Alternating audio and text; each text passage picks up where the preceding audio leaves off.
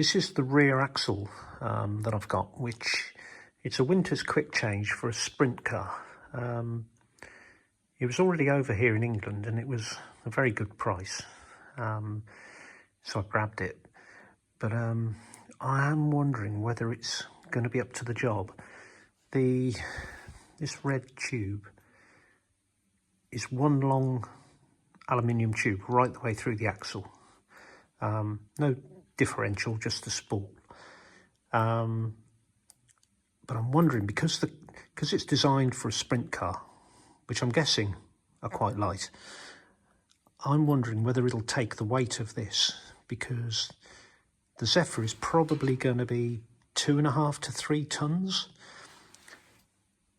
And I've been thinking that if it flexes, if this tube flexes and it starts putting side load on the diff bearings, you know, which could fail. And if we're doing 250, 260 miles an hour or whatever, the last thing you want is your diff bearings failing and it all locking up. So I'm going to email Winters and ask them if they have a weight rating for this axle.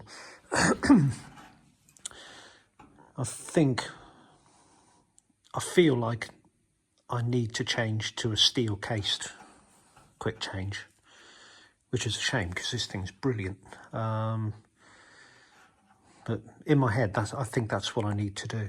But yeah, I'm going to email them and see what they say. So we need to extend the door top. That's how much shorter a 4-door door is than a 2-door. So I'm going to cut it through here and make a section, an inner and outer skin. I've already made the inner. When I did the other side, I actually made enough for both sides in one long length. So it's quite a few folds, and this inner rib I put in with on the bead roller, which is pretty close to the original shape. And right, let's make a door. Pretty much every car I've ever had from America has had these stuck somewhere, and apparently they're mud wasp nests. I'm sure our American friends will put us straight on that, but find them all over the place. This one was inside that door top that I'm just about to extend. Very interesting.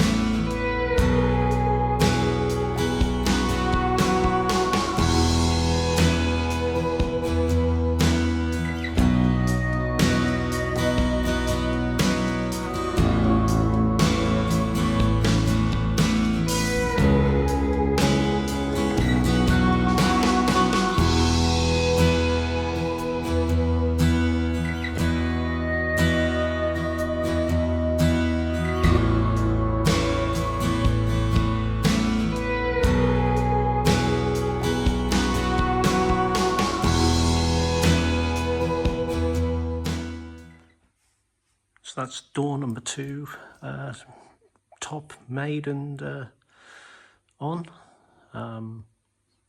I've just noticed my voice isn't working properly, and that's probably all the welding and grinding. It still needs a bit more of a curve in this bit, and I'll probably have to build the top up a tiny bit just to get a crown in it. But it's not easy to fold a curve, to be honest. So I can just build that up. That's no problem.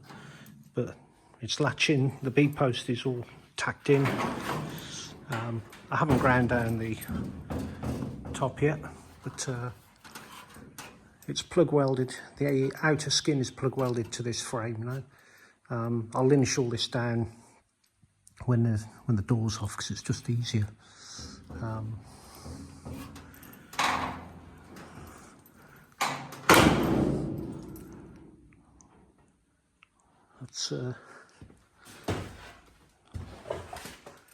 This is the first time it's had latching doors as a two-door, which I wouldn't say it's exciting, but it's just another step forward. All these little steps, they just keep the momentum going. That door top, all the time-lapse videos that you've just seen, that is about 2.5 hours on a Saturday afternoon. Probably noticed I'm MIG welding all this. That's just for speed, because I've got to build the car quickly. It needs to be done as soon as possible, really. But it's starting to look like a two-door. Well, it is a two-door. What am I on about?